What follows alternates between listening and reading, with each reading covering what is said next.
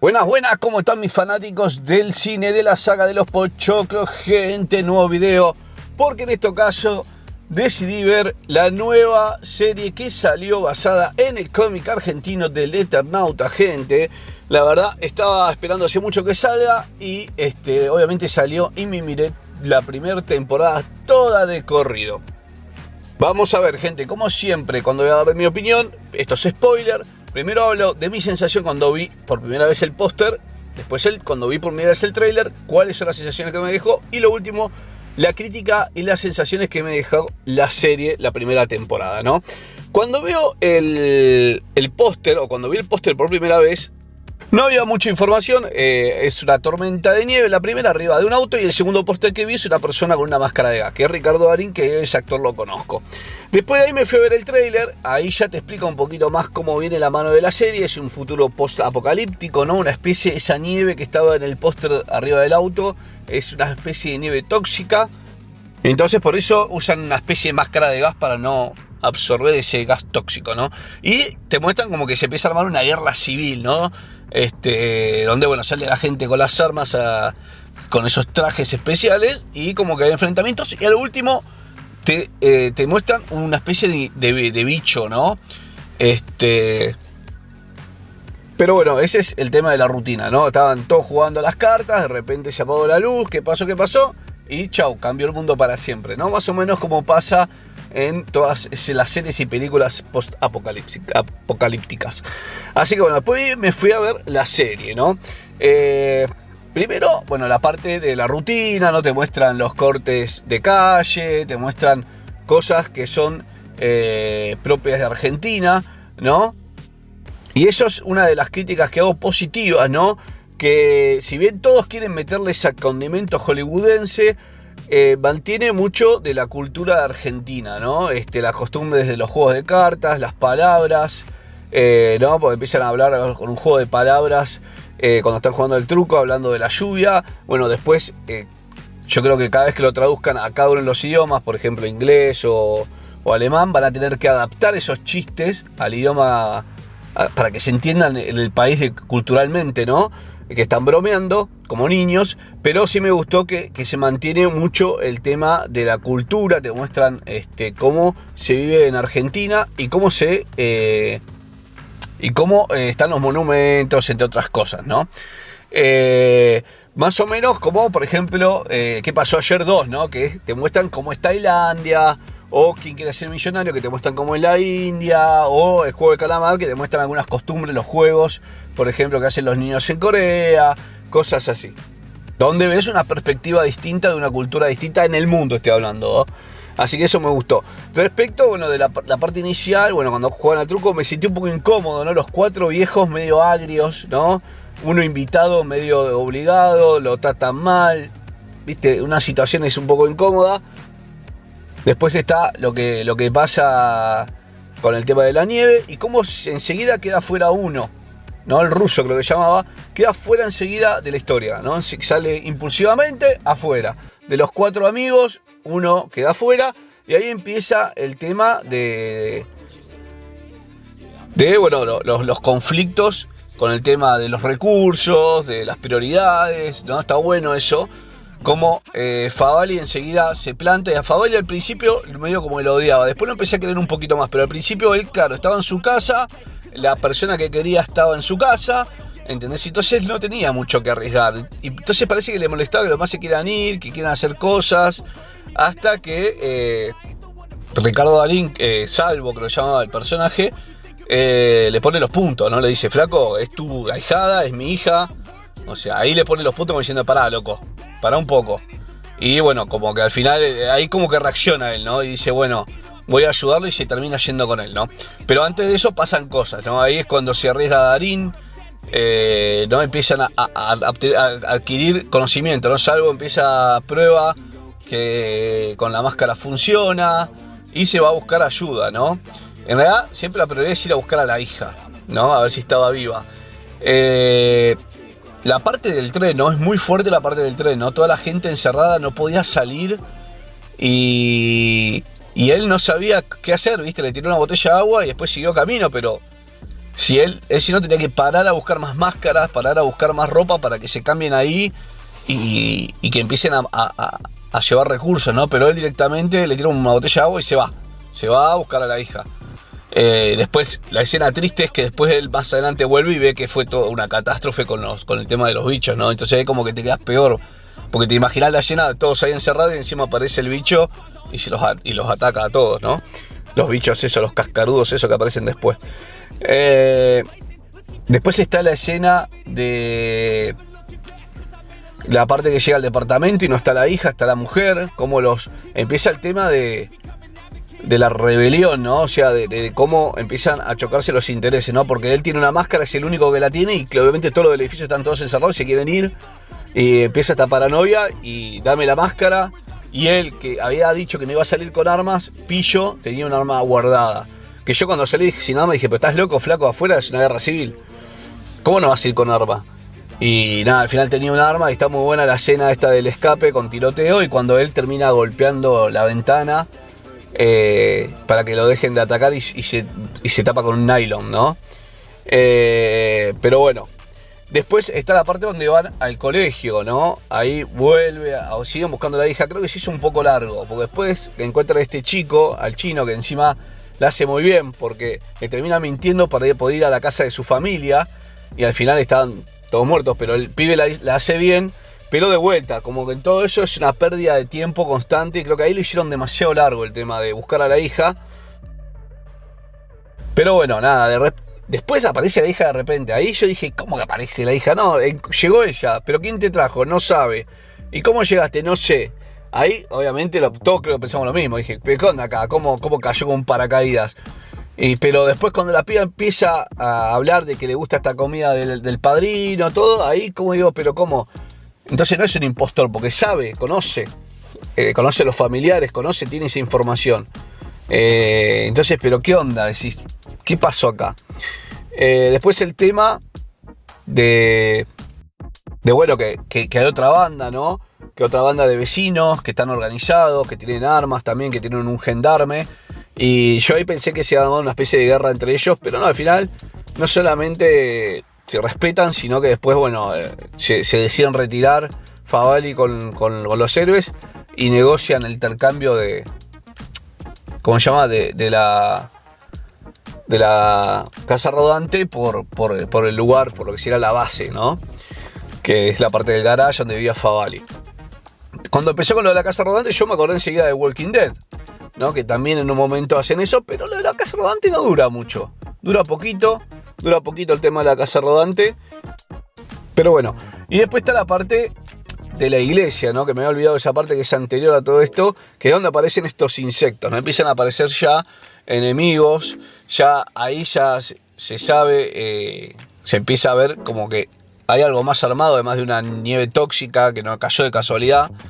Los enemigos me dio mucha impresión cuando se lo llevan al cuerpo a una fosa, ¿no? Estilo It, ¿no? Creo que era el It, el payaso asesino que se lo llevaba a una especie de fosa o algo así. Muy fuerte esa escena. Y bueno, y como Darín, Salvio termina matando a una de esas bestias y salen todas despavoridas, se tiran las abejas cuando lastimas a una y salen todas a defenderla. Está muy buena esa escena. Y los cosos, los aparatitos esos que estaban arriba de las cuevas de los bichos, ¿no? Que es como una especie de telaraña que armaron ellos, ¿no? Y después está la parte de la iglesia, donde, bueno, él empieza a tener esas visiones. En realidad ya tiene la visión cuando se ahoga por primera vez con el nylon, ¿no? En la parte del departamento, donde él empieza a ver como una especie de futuro, ¿no? Porque después, cuando muestran la escena de la iglesia prendiéndose fuego, ahí decís, pero entonces él está teniendo como una profecía de lo que va a ir pasando, ¿no? Yo me acuerdo que miré ese momento y dije, lo único que espero es que, y lo digo ahora, me adelanto, lo digo ahora, es que no termine como terminen todas las series y últimamente las películas, no series en realidad, donde te mirás un montón de capítulos y al final resulta que era todo un sueño, que era una pesadilla, que en realidad estaba muerto. Yo espero que no esté muerto en Malvinas, por favor. Que no digan, porque él como un veterano de Malvinas, que al final él de repente reacciona y se está muriendo en Malvinas. Por favor no hagan ese final, por favor lo pido. Pero bueno, y cómo organizan todo. La parte, no me cerró mucho la parte donde están todos los autos apilonados en el puente. No se entiende bien si lo hicieron los bichos o quién lo hizo. Pero bueno, quizá más adelante lo entienda, pero no entendí por qué estaban todos los autos apilados ahí en lo que sería la General Paz, sería, ¿no? En este caso, o en la división de la capital con el resto del país. Pero bueno, y después aparece el ejército, tampoco entendí mucho, hablaron de Plaza de Mayo, se enfrentaron con los bichos le hicieron pelota. Entonces también ahí decís, bueno, podés ir a Campo de Mayo, está bueno eso, ¿no? Porque unos quieren ir a Campo de Mayo, otros quieren ir a la isla. Pero bueno, y después está la escena, bueno, del final de la parte de la iglesia donde está la monja con el ex veterano, que se deciden quedar ahí. Y bueno, hacen llamar a todos los bichos con la campana y después épicamente se prenden fuego con la iglesia, ¿no? Es una escena bien hollywoodense, bien épica, estilo, para los que vieron Cobra Kai, que me sigan acá en el canal, también el final de Terry Silver con Chris, ¿no?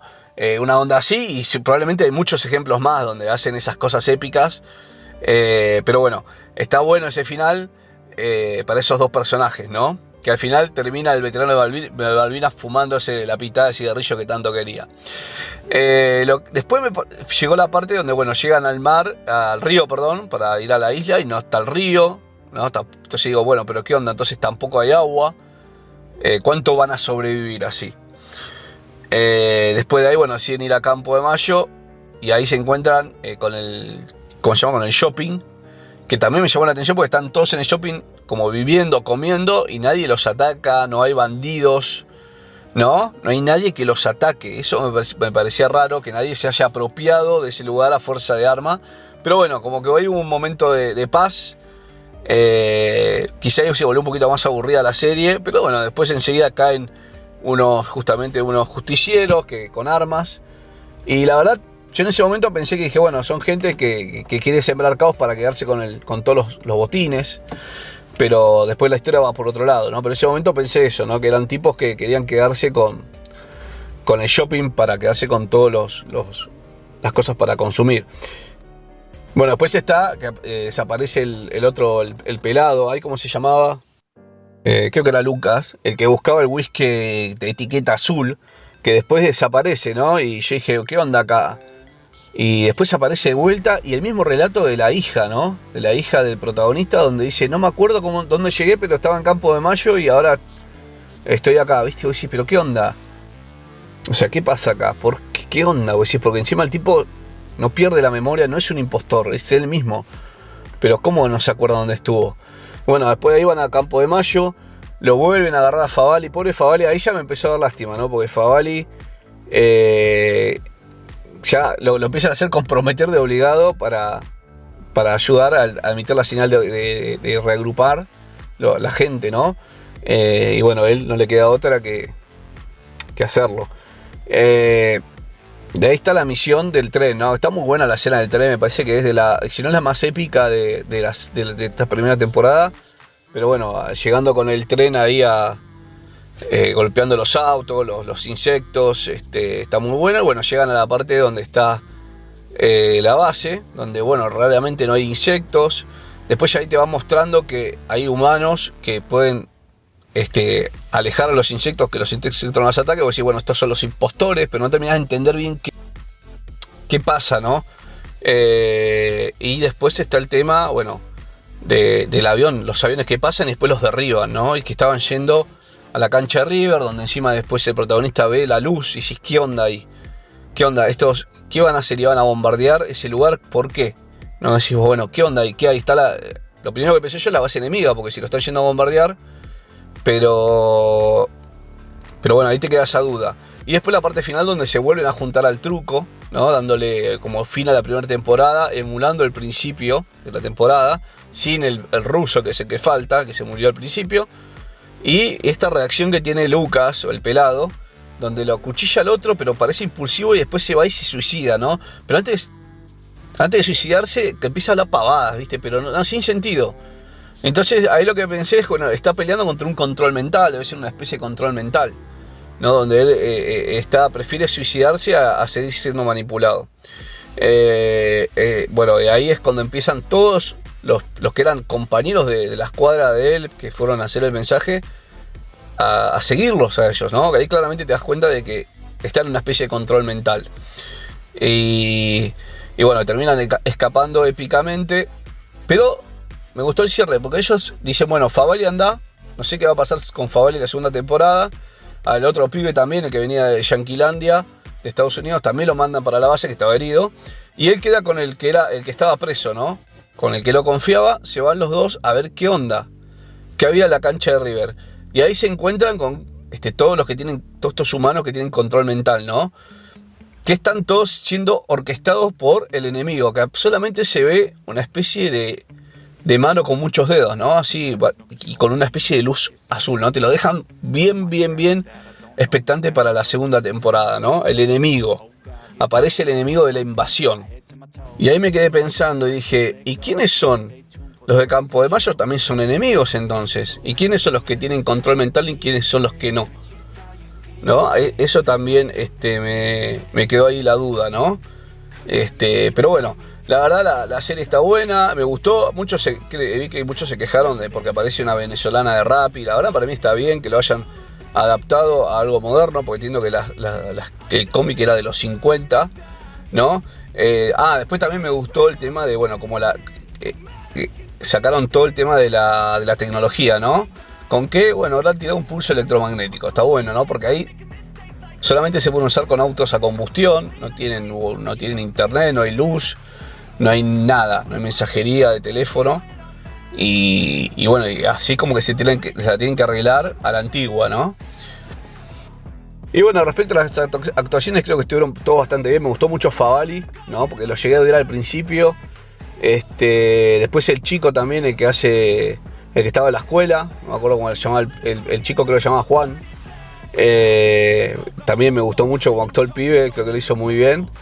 Pero bueno, la verdad me quedé con el hype bastante alto para la segunda temporada. No sé cuándo va a salir, pero bueno, mientras tanto voy a esperar a seguir mirando otra cosa. Voy a seguir mirando Andor, voy a seguir mirando cosas que vayan saliendo hasta que llegue la nueva temporada y a ver este nuevo enemigo que apareció, que parece que es muy hábil, ¿no? Es una especie de flautista que controla a la gente. Así que, gente, díganme qué opinión les dejó. Yo creo que estuvo bastante bien. Escuché algunos que dijeron que bastante aburrida. La verdad a mí no me pareció aburrida. De hecho, está muy bueno en los momentos de tensión, los momentos donde te atrapa, donde no sabes qué va a pasar. Quizá se vuelve un poquito aburrida, como dije, la parte del shopping, pero bueno, dura un poquito nomás. Así que bueno, gente, no olviden dejar comentarios, opiniones y sobre los actores, sobre todo lo que crean en la serie o algún detalle que se me haya pasado, que probablemente se me hayan pasado muchos. Un abrazo grande, gente, y nos vemos en la próxima.